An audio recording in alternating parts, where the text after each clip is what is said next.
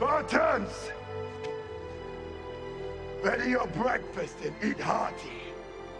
But tonight, we dine in hell! From roughly 490 BC until his demise at the Battle of Thermopylae, against the Persian army in 480 BC, Leonidas ruled the city-state of Sparta. As king, Leonidas served as both a political and a military commander. Since he was a young boy, Leonidas, like other male Spartan residents, had undergone mental and physical, often abusive training in order to become a hoplite warrior in a training regiment known as the Ogogi. There was nothing like the Spartan way of life in all of Greece. The state's military service was the only thing that mattered. Only the bare needs were provided, and the lifestyle was very simple.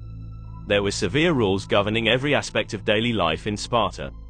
In essence, Spartan society was divided into two major groups: citizens of Sparta, both healthy male Spartans who concentrated solely on military pursuits, and female Spartans who bore children and managed the household. Then there were helots, or slaves, who did all the unskilled labor tasks required for society to survive. When a Spartan child was born, the male family elders made the decision as to whether or not the child should be allowed to live and be reared. Prior to entering the Ogogi at the age of 7, male children were raised exclusively by their fathers. Between the ages of 7 and 12, during the first 5 years of the Ogogi, boys received instruction in reading and writing, but the program placed more of an emphasis on teaching boys endurance sports, athletic prowess, military skill, and how to outlive and outsmart others. The majority of men did not marry until they were 30 years old, when the Ogogi came to an end. Because they were anticipated to have their own children in the future, healthy girls were also important.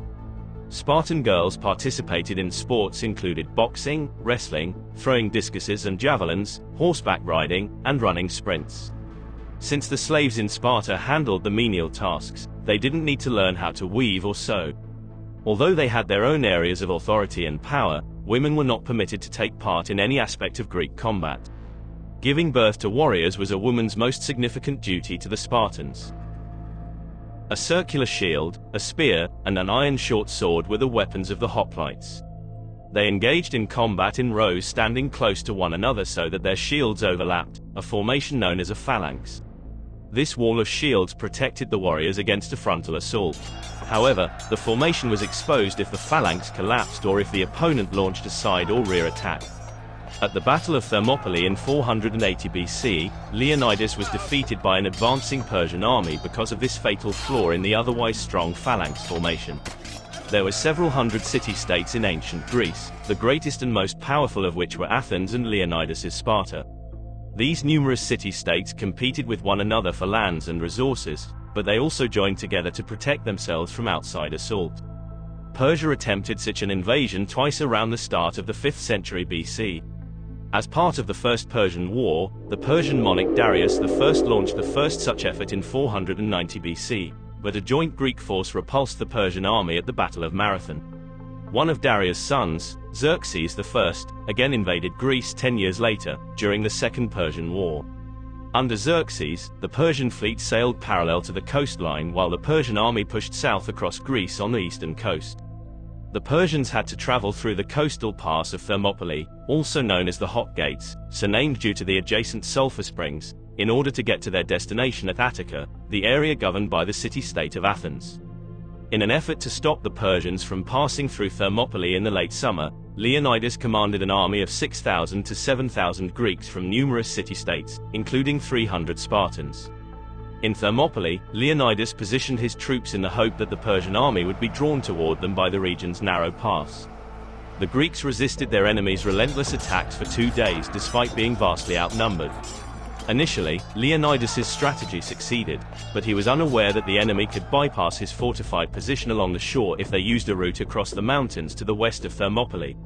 This other road was revealed to Xerxes by a native Greek, who also guided the Persian troops across it so they could encircle the Greeks. A sizable portion of the Greek army withdrew rather than face the Persian army. To combat the Persians, a force of Spartans, Thespians, and Thebans remained. Most of their remaining allies were also killed along with Leonidas and the 300 Spartans who were accompanying him. The Persians discovered his corpse and beheaded it, which was viewed as a serious insult. Despite Leonidas and his Spartan hoplites' sacrifices, the Persians were still able to advance into Boeotia along the Greek coast. However, the Persians were deterred by the Athenian navy at the Battle of Salamis in September, and the Persians subsequently made their way back home. Leonidas's heroism showed that Sparta was prepared to pay the ultimate price to ensure the safety of the Greek territory. After retrieving Leonidas's body, or what was thought to be his remains 40 years after the fight, Sparta erected a shrine in his memory. 300 of his fellow Spartans fought and died beside him, forever etching his name in history along with his men. Linked in the description below is a video going into further detail on the Spartan phalanx battle technique. Thank you for watching, and please be sure to like and subscribe if you enjoyed this video, so we can continue to grow our community and discover more of history's mysteries.